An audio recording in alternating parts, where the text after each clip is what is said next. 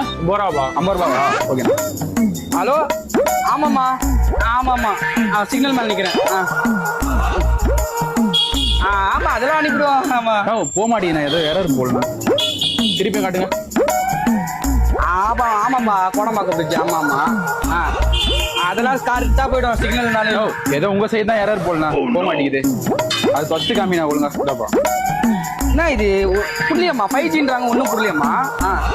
ஆமாம்மா, இந்த வாட்டிலாம் கரெக்டாக போய்டும். போயிடுச்சுண்ணா. எவ்வளோண்ணா? 50 ரூபாப்பா.